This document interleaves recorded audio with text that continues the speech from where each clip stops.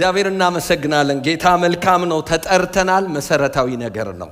ለተጠራልን ለእውነት ደግሞ ምን ማለት አለብን? መኖር አለብን። እንግዲህ መደምደሚያው የጥሪ መደምደሚያው ኢንዱ ክብር ነው። ኢየሱስ ጌታ ነው። ከአንድ ፖይንት ከአንድ ስታርት አድርገን ከዛ ስንነሳ ደህንነት ነው ብሎናል በፓስተር በኃይሉ። ዛሬ የመጨረሻውን ክፍል ነው የምንነጋገረው። የመጨረሻው ኢንዱ ክላይማክሱ የእግዚአብሔር ግብ አልቲሜት ጎሉ ክብር ነው፣ ውርደት አይደለም። ስለዚህ ለምን ተጠርተናል ነው? ለክብር ተጠርተናል። ክብር ለኢየሱስ ይሁን። ሮሜ ምዕራፍ 8 ላይ አውጥተን እናነባለን የእግዚአብሔርን ቃል።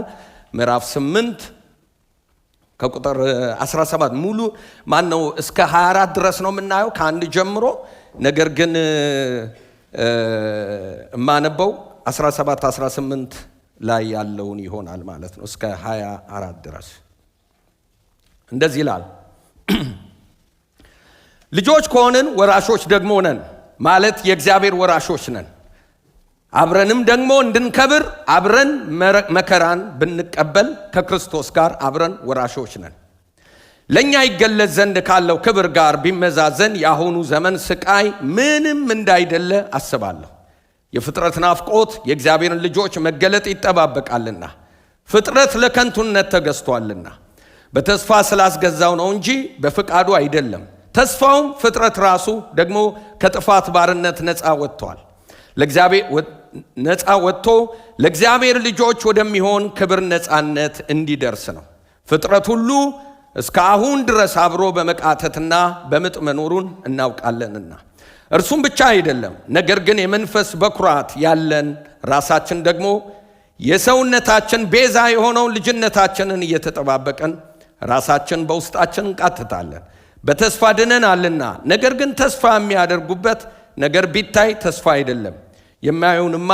የሚያየውንማ ማን ተስፋ ያደርገዋል? የማናውን ግን ተስፋ ብናደርግ በትዕግስት እንጠባበቃለን። እግዚአብሔር አምላክ ቃሉን ይባርክልን። በተጸለየው ጸሎት ተስማምተን አብረን እንሄዳለን። ዛሬ እንግዲህ እንደተናገርኩት ስለ ክብር ጥሪ ነው። ጥሪያችን ለምን ጥሪ ነው? የክብር ነው። ስለ ጥሪ ስናስብ የጠሪውን ክብርና የተጠሪውን ክብር እናያለን። ሰዎች በተለያየ መንገድ ሰዎች ጥሪ ይቀርብላቸዋል እና የጠራቸው ሰው ማን እንደሆነ ሲገባቸው ጥሪው ክቡር እንደሆነ ይገባቸዋል። በዛው ልክ ደግሞ ተመጣጣኝ መልስ ይሰጣሉ ለዛ ለጠራቸው አካል ማለት ነው። ስለዚህ እኛ የተጠራ ነው እስካሁን ድረስ ቅድም ያያችኋቸው ሁሉ ለመከራም የተጠራንበት ለክብርም የተጠራንበትን ሁሉ ማን ነው የጠራን ስትሉ፣ ሁላችንም የምናውቀው የኔና የናንተ አባት ዩኒቨርስን የሚያስተዳድር የመጨረሻ ደረጃ ላይ ያለ የማይነካ ብቻውን የሚኖር የማይታወቅ ከመታወቅ በላይ የሆነ አምላክ ነው ማለት ነው። የተጠራ ነው በማን ነው ማለት ነው? በዚህ አምላክ ነው የጠራን። ይሄ አምላክ ሲጠራን ደግሞ ምንድን ነው ማለት ነው? ጥሪው በራሱ ምንድን ነው? በጣም በጣም በጣም እጅግ ክቡር ነው። ሃይማኖት አድርገን እንዳንይዘው፣ ልማድ አድርገን እንዳንይዘው የእግዚአብሔር ቤተሰቦች ጥሪያችን እጅግ ክቡር ነው። ማንም ሊጠራን አይችልም። እግዚአብሔር የጠራንን ጥሪ የተዘረዘሩትን ነገር ማንም ሰው ሊሰጠን፣ ማንም ሰው ሊያደርግልን ሊጠራን አይችልም ማለት ነው። አያችሁ? ስለዚህ ምንድነው ጥሪውን ስናስብ የጠራንንም ማሰብ አለብን። የጠራንን ስናስብ ጥሪው ክቡር እንደሆነ የጠራን ክቡር እንደሆነ ስናስብ ምንድነው ደግሞ የተጠራንበት ጥሪ ክቡር እንደሆነ ይገባናል። ለጥሪው ደግሞ የሚመጥን ምላሽ ለመስጠት እንዘጋጃለን ማለት ነው። ክብር ለኢየሱስ ይሁን። ሃሌሉያ። ስለዚህ ሮሜ 8 ከማንበቤ በፊት በአንድ ወቅት ላይ በአሜሪካ የተፈጠረውን ነገር ሁላችን የምናውቀውን ታሪክ ላውራላችሁ። የአሜሪካን ፕሬዝዳንት የሆነው አብርሃም ሊንከን ጥር 1 ላይ 1868 አንድ በጣም በአሜሪካ ታሪክ መሰረት የጣለ ነገር አደረገ። ትልቅ ሽፍት ነው። ምንድነው ይሄ? ስሌቨሪ የንግድን የባሪያን ባርነት ከእንግዲህ ወዲያ ኦፊሻሊ በአሜሪካ ሀገር ውስጥ ምን አይልም አለ አይደረግም ብሎ ሳይንድ አደረገ። በሚፈርምበት ሰዓት ላይ ሁለት ነገር ነው የሆነው። ያንን ባርነት በጣም የሚፈልጉ ገዝተው ጨቁኖ የሚፈልጉ አካላቶች ነበሩ። ወደ ጦርነት ቀስ በቀስ ወደ ጦርነት ተገባ። ሁለተኛ ደግሞ ነፃ የወጡት ባሪያዎች ለብዙ ዘመን ባሪያ ስለነበሩ ነፃ መውጣታቸው ቢታወጅም ነፃነታቸውን ለመቀበል ግን ምን አደረጉ? በጣም ፕሮሰስ ፈጀ፣ ጊዜም ፈጀ ነፃነታቸውን ፉሊ ለማጣጣም። አዋጅ ወጥቷል፣ ነፃ ናቸው፣ ከባርነት ነፃ ናቸው፣ እኩል መብት አላቸው። ይሄ ለነሱ ትልቅ ስቴትመንት ነው የተፈረመው። ግን ምን አላደረጉም? ያንን ነገር ለማጣጣም በጣም ሰዓት ፈጀባቸው። ልክ እንደዚህ ነው ምዕራፍ 8ን ሮሜን ስንመለከት ወገኖቼ፣ ሮሜ 8 ለ7 ምላሽ ነው። ምዕራፍ 7 ላይ ሄዳችሁ አንብቡት፣ ወይንም እኔ ከዚህ በፊት አስተምረዋለሁ። በስጋ መካከል ስላለ ትግል ነው፣ ከኃጢአት ጋር ስላለ ግብ ነው። የምንፈልገውን እናደርጋለን ይላል ጳውሎስ። እኔ ምን አይነት የተሸጥኩ ነኝ ይላል። ከራሱ ጋር በጣም ትግል ውስጥ ነው ያለው እና ምዕራፍ 8 ግን ለዛ ምዕራፍ 7 ላይ ላለው ስቃይ በጣም ፓወርፉል የሆነ ስቴትመንት ሲናገር እናያለን። ክርስትና ከዚህ ነው የተጀመረው የእግዚአብሔር ቤተሰቦች። ስለዚህ ክርስትናን ስናስብ የተቀበልነው የተሰጠን ጉዳይ ነው እንጂ እኛ ያመጣነው አይደለም። ከነፃነት ነው የሚጀምረው። ከተደመደመ ካበቃ የምንሰራው የለም። ኦልሬዲ በመስቀል ላይ ተፈጸመ ባለበት ሰዓት ላይ ክርስትና ተሰርቶ ያለቀና የተሰራውን ተቀበሉ ተብሎ የተሰጠን ጉዳይ ነው እና እኛ ፋንታ ምንድነው? ያንን ማስጠበቅ፣ ለዛ ለዋጋ ለተከፈለለት ህይወት የሚመጥን ፐርሰናሊቲን ቁመናን ምን ማድረግ መገንባት። መንፈስ ቅዱስ ክርስቶስን እዚህ ቦታ ላይ ወክሎ የመጣበት ጉዳይ ዋናው ይሄ ነው። ክርስቶስን የሚመስል ለጥሪው ምን የሚል ለጥሪው ምላሽ የሚያሰጥ ቁመናንና ማንነትን በውስጣችን ለመስራት ትግሉ ይሄ ነው። መንፈስ ቅዱስና ስጋና ደም ዓለም ሲስተም በቃ ከዚህ ትጎተተናለች። መንፈስ ቅዱስ ውስጣችን ገብቶ እኛን ለዛ ጥሪ ክብር ለመስጠት በጣም ትግል ላይ ነው ያለው። በዚህ አይነት ውጥረት ውስጥ ነን ያለ ነው እግዚአብሔር ቤተሰቦች። ስለዚህ ስቴትመንቱ ምንድነው? ምዕራፍ 8 ቁጥር 1 ላይ ነው። ፓወርፉል ስቴትመንት ነው። ይሄ ስቴትመንት ምንድነው? ፍሪደም። ይሄ ስቴትመንት ምንድነው? ኢንሹራንስ። በጣም የሚገርማችሁ ነገር ዋስትና ነው የሚሰጠው። እንደ አዋጅ ነው የሚናገረው። ብቻውን ምዕራፍ 8 ቁጥር 1 ብቻውን ስታወጡት እንደዚህ ብሎ ይላል፣ በክርስቶስ ስላሉት። እስቲ ሁላችንም እናንብበው እስቲ። እንግዲህ 1 2 3 እንግዲህ በክርስቶስ ኢየሱስ ላሉት አሁን ኩነኔ የለባቸውም።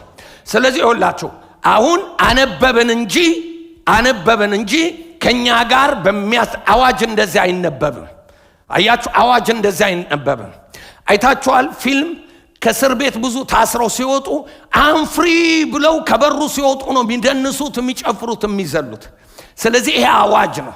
ስለዚህ ይሄንን በሚበልጥ አጋንንት ይስማ፣ ዓለም ትስማ፣ ስጋ ይስማ፣ የሚጨቀጨቀን አንተ በደለኛ፣ አንተ ኃጢአተኛ፣ ዋጋ የለህም የሚለው ሁሉ የሚጨቀጨቀንን ሁሉ እያሰማን ይህንን እንላለን። እንግዲህ በክርስቶስ ኢየሱስ ላሉት አሁን ኩነኔ የለባቸውም። 16 ነጥብ። ክብር ከዚህ ይጀምራል። ኩነኔን ከማንሳት ሃሌሉያ። ለክብር መጠራት ጥሪው ከኩነኔ ውጪ ያደርገናል። አያችሁ፣ የመጀመሪያው ስቴትመንት ይሄ ነው። የክብር ስቴትመንት ጳውሎስ የሚናገረው ምንድነው? ምዕራፍ 7 ላይ ላለው ትግል፣ ለሚጨነቅበት ጭንቀት እንደዚህ አይነት መልስ ይሰጣል። በክርስቶስ ላሉት አሁን ምን የለባቸውም? ሃሌሉያ። መቼ? አሁን። መቼ?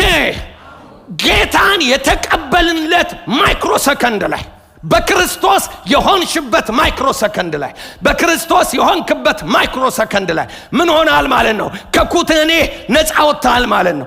ምንድነው ከኩነኔ ነፃ መውጣት? የእግዚአብሔር ቤተሰቦች፣ ከኩነኔ መውጣት ማለት ወገኖቼ ምን ማድረግ ነው? ምን ማለት ነው ስትሉ የእግዚአብሔር ቤተሰቦች፣ ከኩነኔ መውጣት ማለት ከእግዚአብሔር ቁጣ መትረፍ። ኢየሱስ ጌታ ነው። ከቁጣ ድናችኋል። ሁለተኛ ሞት አይዛችሁም። ኃጢአት ካመጣው ቅጣት ድነሃል፣ ድነሻል። ከእግዚአብሔር ቁጣ ድነሻል። እግዚአብሔር በፍርድ ሰዓት በሚቀመጥበት ሰዓት ላይ አንቺ ላይ አይፈርድም። የገሃነም ፍርድን አምልጠሻል። ሃሌሉያ። መኮነንን አምልጠሻል፣ መኮነንን አምልጠሃል የሚል አዋጅ ነው፣ ፓኬጅ ነው። የእግዚአብሔር ቤተሰቦች፣ ይሄ ነው ክርስትና። ካለመኮነን ይጀምራል። ክብር የሚጀምረው ባለመኮነን ነው። የእግዚአብሔር በመሆን በማ በክርስቶስ። በእኛ ምክንያት ነው ማንኮነን? ኖ ክርስቶስ፣ በክርስቶስ ምክንያት። ኢየሱስ ጌታ ነው። ተመልከቱ ቀጥሎ ምን እንደሚል። ቀጥሎ ደግሞ ለምን ሲል ስለ መንፈስ ቅዱስ ሥራ ይናገራል። መንፈስ ቅዱስን ሥራ ያሳየናል። የሕይወት መንፈስ ሕግ ቁጥር 2 ላይ የሕይወት መንፈስ ሕግ ከኃጢአትና ከሞት ሕግ ነፃ ምን ብሎኛልና አውጥማ የሕይወት መንፈስ ሕግ መንፈስ ቅዱስ ከኃጢአትና ከሞት ሕግ ምን ብሎኛል? ነፃ አውጥቶኛል። ከምዕራፍ 2 ከቁጥር 2 ጀምሮ የቁጥር 1 ዝርዝር ነው የሚያመለክተው። የእግዚአብሔር ቤተሰቦች መጀመሪያ እግዚአብሔር ጥሪን ሲያደርግልን በመጀመሪያ የገባችሁበት በር ያለመኮነን በር ይባላል። ሃሌሉያ! የእግዚአብሔር የመሆን በር ይባላል። ከዛ በኋላ እንደዚህ ይላል፣ በመንፈስ ቅዱስ በእኛ ውስጥ ከመኖሩ የተነሳ የሥራን ፍቃድ የሥጋን ሥራ ፍቃድ አናደርግም። ለምን? መንፈስ ቅዱስ የመጣው የሥጋን ሥራ ምን ሊያደርግ ነው? በእኛ ውስጥ ለመግደል። ኃጢአትን ምን ለማድረግ? ለመግደል። ሥጋን ምን ለማለት? ለማሸነፍ። አለመኮነናችንን ምን ለማድረግ? ለማተም፣ ለማጽደቅ፣ ምን ለማድረግ? ጋራንቲ ለመስጠት። ተመልከቱ። ስለዚህ የሚገርማችሁ ነገር እንደዚህ ብሎ ይናገራል። እያነበባችሁ ስትሄዱ፣ እኔ ከጊዜ አንፃር ቁጥሩን አብሬያችሁ አላነብም አንዳንድ ቦታ ላይ ካልሆነ በስተቀር። የሚገርማችሁ ነገር ከቁጥር 3 እስከ 8 ድረስ ለሁለት ይከፍላቸዋል። ሥጋውያን ለእግዚአብሔር የማይታዘዙ ስለ ሥጋ የሚያስቡ፣ ተመልከቱ፣ ከእግዚአብሔር ጋር ጥለኞች የሆኑ ስለ ሥጋ ብቻ የሚያስቡ፣ ሌትና ቀን ለሥጋ የተሰጡ፣ አስተሳሰባቸው ያልተቀየረ ይላቸዋል። በአንድ በኩል ይፈርጃቸዋል። ማንን? ፍጥረታዊ ሰዎችን፣ የእግዚአብሔር መንፈስ የሌለባቸውን ሰዎች፣ በክርስቶስ ያልዳኑትን ሰዎች። ተመልከቱ። ሌላው ደግሞ ምን ይላል? መንፈሳዊያን። ከምን ይጀምራል? መንፈስ ያለባቸው፣ መንፈስ ቅዱስ ማደሪያ የሆኑ፣ ምን ያለ? በመንፈስ የሚመሩ፣ ስለ መንፈስ የሚያስቡ፣ እግዚአብሔርን የሚያስደስቱ። እነኛዎችን ምን ይላቸዋል? እግዚአብሔርን ምን የሚሉ፣ ከእግዚአብሔር ጋር የሚጣሉ፣ እንደዚህ በመንፈስ በማሰብ ደግሞ ከእግዚአብሔር ጋር የተወዳጁ ብሎ ይገልጻቸዋል። ኢየሱስ ክርስቶስ ጌታ ነው። ተመልከቱ። እግዚአብሔርን የሚያስደስቱ እነማ? በመንፈስ የሚመላለሱ፣ ስለ መንፈስ የሚያስቡ፣ ለጌታ ቦታ ያላቸው፣ አለመኮነንን ምን የሚሉ የተቀበሉ፣ ባለመኮነን መንፈስ ውስጥ ገብተው የራሳቸውን እግዚአብሔር የሚጠብቅባቸውን ማንነት ያደረጉ ሰዎችን እነኛን ምን ይልባቸዋል? ምን ይላቸዋል? በመንፈስ የሚመሩ ይላቸዋል። ቁጥር 9 ላይ መንፈስ ቅዱስ አለባቸው ይለናል። ሃሌሉያ! መንፈስ ቅዱስ ያልተኮነነ ሰው ነው መንፈስ ቅዱስ የሚመጣው፣ በክርስቶስ የዳነ ሰው። ለምን? ማህተም ስለሆነ። ለምን? አንሹራንስ ስለሆነ። የእግዚአብሔር ቤተሰቦች ይቀጥልና ቁጥር 14 ላይ በመንፈስ የሚመሩ የእግዚአብሔር የሆኑት በመንፈስ ይመራሉ። አያችሁ፣ መንፈስ ቅዱስ ሲመጣ ምንድነው የሚያደርገው? ባለመኮነን በር ገብተናል ብያቸዋለሁ። የመጀመሪያው የሥጋን ሥራ እንድንገድል ይረዳናል። በመንፈስ ቅዱስ የሥጋን ሥራ እንገድላለን። ሁለተኛ በመንፈስ እንመራለን።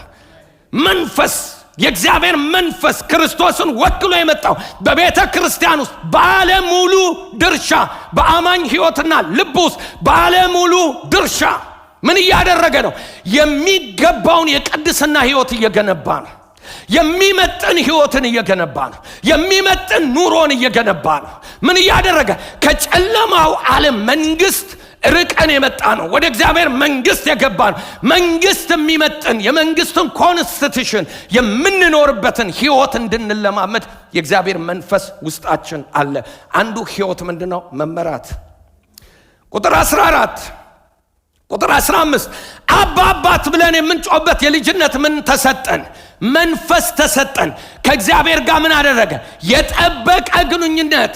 አባ ሳናፍር ሳንሸማቀቅ በመወለድ የተገኘ መብት። ያንን አባ አባት ብለህ እግዚአብሔርን የምትጠራበት ድፍረት የምታገኘው በማን ነው? በመንፈስ ቅዱስ። መንፈስ ቅዱስ ውስጥ ስለሚያረጋግጥልህ፣ አባትህ እንደሆነ ኮንፈርም ስለሚያደርግህ፣ አባዬ እወድሃለሁ ብለህ የምትልበት መንፈስ የተሰጠ።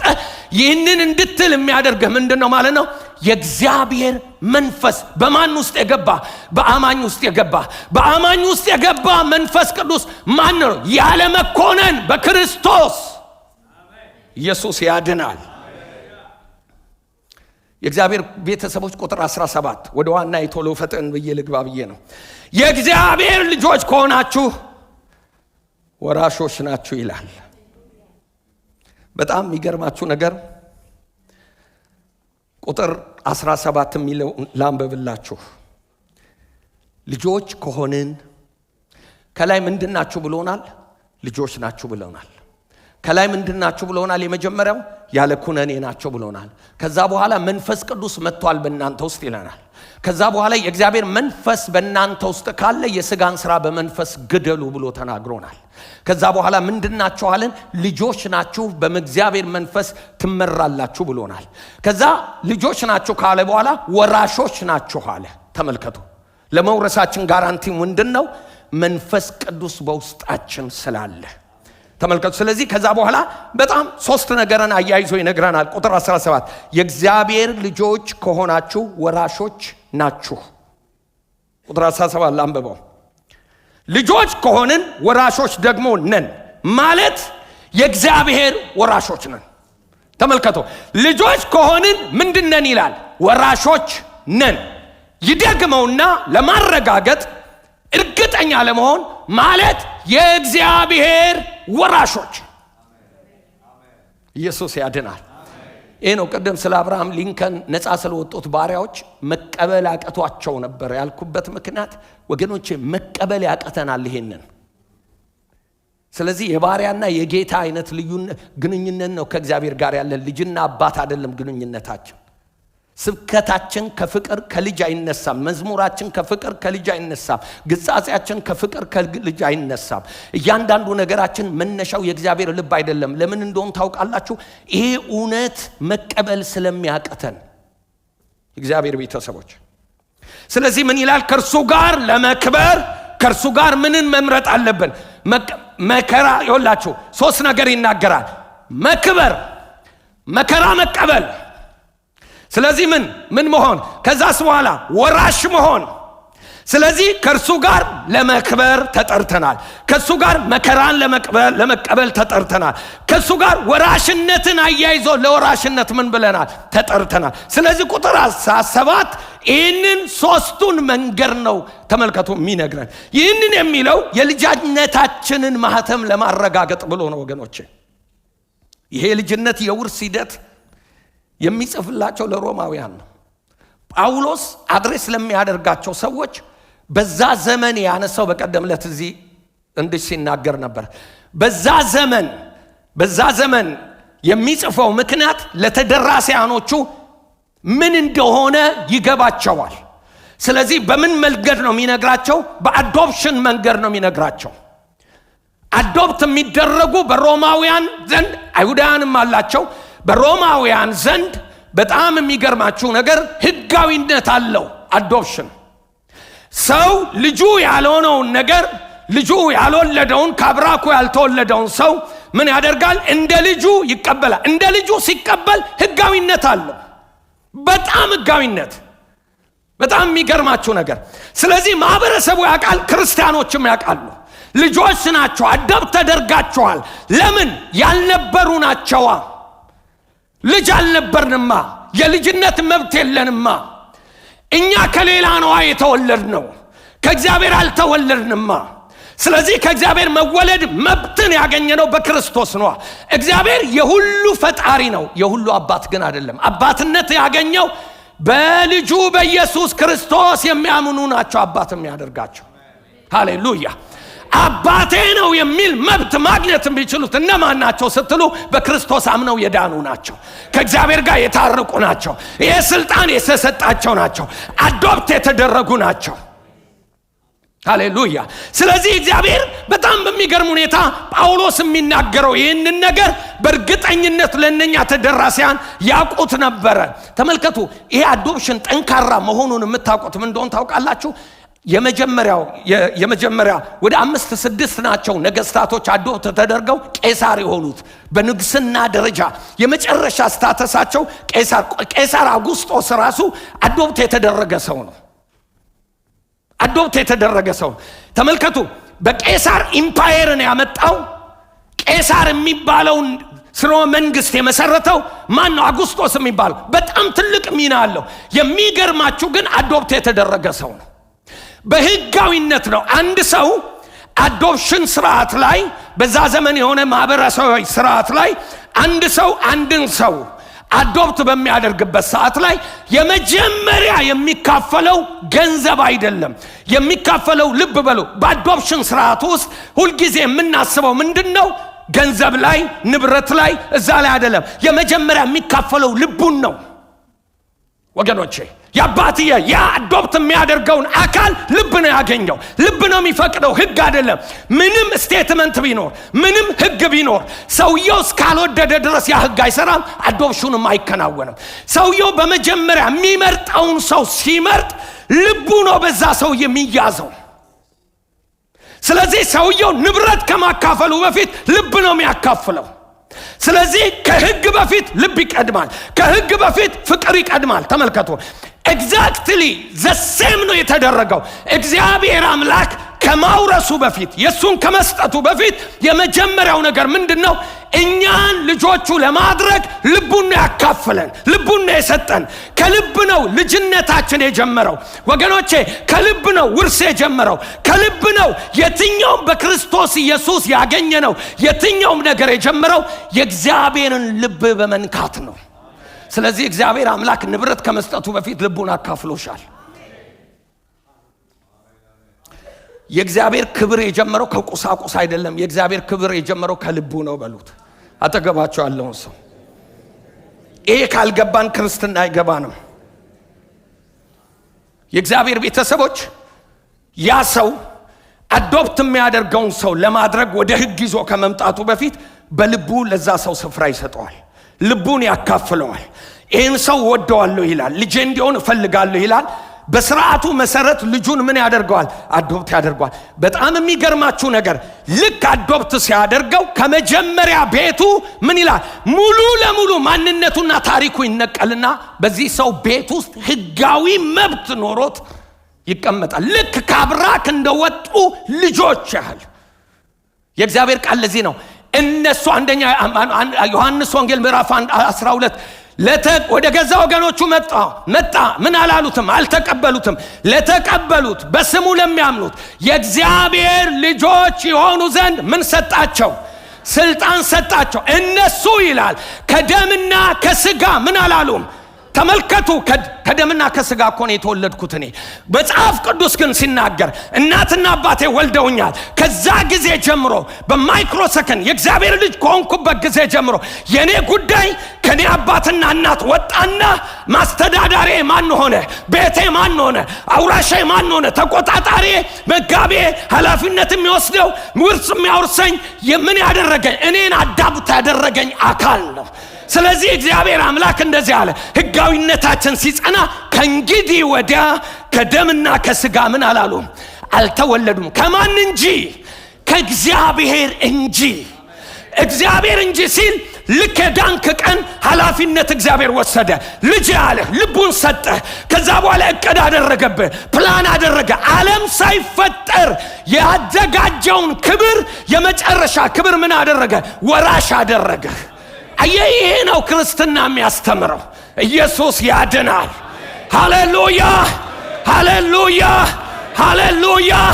ወገኖቼ የኛ ጉዳይ ያልፎረሸው ስንደክም ያልፎረሸው ስንጣል ያልፎረሸው ወገኖቼ አንድ ነገር ልንገራችሁ ስንፍገመገም ያልተጣልነው ስንደክም ያልተጣልነው ጌታን ትተን ስንሄድ ያልተጣልነው ከየት እንደጀመረ ታውቃላችሁ ከሕግ አይደለም የጀመረው ከእግዚአብሔር ልብ ነው የጀመረው እግዚአብሔር አፍቅሮ ነው የጀመረን ያስጀመረን በፍቅር ነው ያስጀመረን ልቡን በመስጠት ነው ያስጀመረን ልቡን በመስጠት ነው ወገኖቼ ስለዚህ ክብራችን የጀመረው በእግዚአብሔር ልብ ውስጥ ቦታ ያገኘ ቀን ነው አንተ የእግዚአብሔር ነህ እግዚአብሔር ወዶሻል ከእግዚአብሔር ተወልደሃል ሃሌሉያ ዩኒቨርስን የሚያስተዳድር አምላክ ቶሌላውን ሁሉ ያለው አንተን ወደደህ የማይገባኝን እኔን ወደደኝ ኃጢአተኛውን እኔን ወደደኝ በእኔ ስም ሊጠራ እግዚአብሔር ፈለገ እሱን ፈልገዋለሁ አለ ከሰው መካከል መረጠና ልጄ አለኝ ከዛስ በኋላ መንፈሱን በላይ ላይ አደረገ ሃሌሉያ ማያ ሃሌሉያ ተመልከቱ በቅርብ ጊዜ ቤት የገዛችሁ ሰዎች ልትኖሩ ትችላላችሁ ፕሮሰሱ ተካሄደ ከዛ በኋላ ሪሌተሮቹ መጡና ዳውን ፔይመንት መክፈል አለባችሁ አሏችሁ ከዛ የገዛችሁት ቤት ሚሊየን ነው ብላችሁ ካሰባችሁ ሚሊየንን የሚመጥን ዳውን ፔይመንት ትከፍላላችሁ በመቶዎች ከሆነ መቶዎችን የሚመጥን ዳውን ፔይመንት ትከፍላላችሁ እግዚአብሔር አምላክ ልጅ አደረገና እግዚአብሔር አዶፕት አደረገና ከዛ በኋላ አዶፕሽኑ እንዲረጋገጥ ቀብድ ከፈለ ቀብዱ ብርና ወርቅ አይደለም አይመጥንም የዛ ቀብድ አይመጥንም ቀብዱ ወንጌል አይደለም አይመጥንም ወገኖቼ የሚመጥን ነገር አደረገ ያ የሚመጥን እግዚአብሔርን የሚያክል እግዚአብሔርን የሚመጥን ወንድሜ ፕሮሰሱን የሚመጥን ነገር አደረገ ያ ፕሮሰሱን የሚመጥን ነገር ማን ነው መንፈስ ቅዱስ ይባላል ሃሌሉያ መንፈስ ቅዱስ ለማንም ያልተሰጠ መንፈስ ቅዱስ ለማንም የማይገባ ለልጁ ለኢየሱስ የዳኑ ልጅ ለሆኑ በእነሱስ ያለ ምንም መንገድ እኔ አንዳንዴ እንድላለሁ እኔ ውስጥ መንፈስ ቅዱስ አለ ጌታ ሆይ አያችሁ እግዚአብሔር ዋስትና ሲሰጥህ ባንተ ውስጥ አንተን ለመያዝ የሱ ሊያረግሽና ሊያደርግህ መንፈስ ቅዱስን አመጣና አደረገ በክርስቶስ ዋጋ ተከፈለልህ በመንፈስ ቅዱስ ዋስትና አገኘህ ቤት ባለመኮነን በር ገብተህ ኢየሱስ ያድናል የእግዚአብሔር ቤተሰቦች ምንኛ እንደገባን አላቅም አያችሁ ያለ ኩነኔ መሆን በመንፈስ መወለድ የመንፈስ ማደሪያ መሆን የልጅነት ስልጣን ወራሽ መሆን እነኚህ ሁሉ በክርስቶስ ያገኘናቸው ክብሮች ናቸው ማንም ሊሰጠን የማይችል ክብርን ከፕሮፐርቲ ምድራዊ ፕሮፐርቲ ጋር ስናገናኝ ያኔ እንዴት ጌታ ያዝናል የእግዚአብሔር ቤተሰቦች የማይመጥን አንተን የማይመጥን መንፈስ ቅዱስን የሚያክል ይመጥናል ብሎ በክርስቶስ ኢየሱስ ዋጋ ከፍሎልህ ልጁን ልኮ አድኖ አንተ ዛሬም ዳይመንድ ይዘህ በመዳብ የምታለቀስ ከሆነ ምንኛ ይታዘበኝ ወንድሜ በጎደልና በሞላ ክርስትናን ምን መዝን ከሆነ ስብከታችን ከምድራዊ ነገር ጋር ከተሳፋ ዝማሪያችን ከምድራዊ ነገር ጋር ከተሰፋ ቋንቋችን የፕሮፐርቲ ጉዳይ ከሆነ የገንዘብ ጉዳይ ከሆነ ክብሩ እሱ ከሆነ በጣም ጥሩ ነው እግዚአብሔር ይሰጠናል ልጁን የሰጠን ከሱ ጋር እንዴት ሌላውን አይሰጠንም ይላል ሮሜ 8 ላይ እዚሁ ላይ ያንን እየናኩ አይደለም ነገር ግን ዳይመንድን ከመዳብ ጋር አላወዳደርም በፍጹም አይመጥነው በፍጹም የኔ ወንድም ያልተኮነንከው ወንድሜ ያለ መኮነን አዋጅ ወጣልህ ወንድሜ የመንፈስ ቅዱስ ማደሪያ የሆንከው ወንድሜ የእግዚአብሔር መንፈስ የሚመራህ ወንድሜ ዋስትና የሰጠህ ወንድሜ በመንፈስ ቅዱስ የታተምከው ወንድሜ እህቴ አንቺን የምትፈልጊው ነገር እኔና አንቺን አይመጥነንም በፍጹም ክብራችን በሰማይ ነው ክብራችን የጀመረው መስቀል ላይ ነው። ትንሣኤው ላይ ነው ክብራችን የጀመረው ወገኖች። እግዚአብሔር ያከበረ ልቡን የሰጠ ቀን ነው። ልጅ ለማድረግ ከልቡ የወሰነ ቀን ነው። ልቡን የሰጠ ቀን ነው። ክብር የጀመረው የተጠናቀቀውም እዛ ላይ ነው። ከዛ ውጪ ክብር የለውም። እግዚአብሔር ሰውን ያከበረው በልጁን መስዋዕት በማድረግ ነው። ከልጁ በላይ ስጦታ የለውም። ስጠኝ ብትለው ሌላ የለውም። ምርጫ የለውም። አንድያ ልጁን ነው የሰጠ። እግዚአብሔር ለስጦታ ምርጫ የለውም። አንድ ነበረው፣ አንዱን ሰጠ። አንድዬ begotten son ወገኖቼ፣ አንድያ ልጁን የለውም። አምጣ ስጠኝ ስትሉ የለውም። እግዚአብሔር የለውም። ለፕሮፐርቲ ዕውቀት ነው የሚሰጥህ። ለፕሮፐርቲ ጥረት ይሰጥሃል። ለደህንነት ግን ልጁን ይሰጥሃል። በምድር ላይ ሀብታም እንድትሆን እድሎችን ይሰጥሃል። ጠንካራ ያደርግሃል። አይምሮ ይሰጥሃል። ጥረህ እንድትበላ እንድትገራ ያደርግሃል። እንድትሰርቅ አያደርግም። እንድታታለለ አያደርግም። ለመዳን ግን የማይወዳደረው ልጁን ሰውቶልሃል። ያንተ ጉዳይ የጀመረው ከእግዚአብሔር ልብ ነው። አጠገባቸው የለውን አትፍራ፣ ያንተ ጉዳይ የጀመረው ከእግዚአብሔር ልብ ነው በሉት።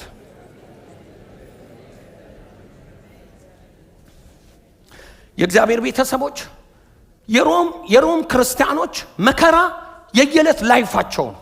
ጳውሎስ መከራ የየዕለት ላይፉ ነው። ስለ ክርስቶስ። ስለዚህ ምን ብሎ ነው የሚናገረው? ምዕራፍ ቁጥር 17 ላይ ያለውን ለማውራት ቁጥር 17 ያለውን ለመግለጽ ቁጥር 18ን ማብራሪያ ይሰጣል። ቁጥር 18ን እናንብብ ሄደን ምን እንደሚል ተመልከቱ። ቁጥር 17 ጀምሮ ላንብበው። እንደዚህ ይላል። ለምን ያንን ለመግለጽ ነው። ልጆች ከሆንን ወራሾች ደግሞ ነን፣ ማለት የእግዚአብሔር ወራሾች ነን። አብርሃምን ደግሞ እንድንከብር አብረን መከራ ብንቀበል ከክርስቶስ ጋር አብረን ወራሾች ነን። መከራን ማንም አይፈልግም። በተለይ በዚህ ዘመን የምን መከራ መጣብኝ? ከፍታ ነው? ሰክሰስ ነው? ገብቷችኋል? ኢየሱስ ለኛ ደሃ ሆኖ ለምንድነው የምን ድህነት ነው? ለኛ መከራ በልቶ የምን መከራ ነው? ለኛ ታሞ የምን ህመም ነው? ለኛ ሞቶ የምን ሞት ነው ብለው የሚጠይቁን ለሚፈልጉ ጳውሎስ እዚህ ጋር መልሳለሁ።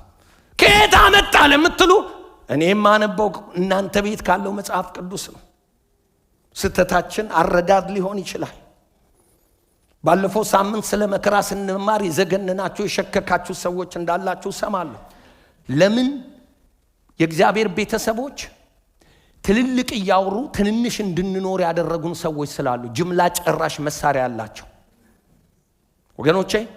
ትንቢት ኢኮኖሚህን ይነካል፣ ትዳርህን ሊነካ ይችላል፣ ትነቃለህ። የስተት ትምህርት ግን ላይፍህን ነው ቼንጅ የሚያደርገው። ትንቢት የቆመ ጠብቀኝ የሽጉጥ አንድ የገሉ እንትን የሚል ነው።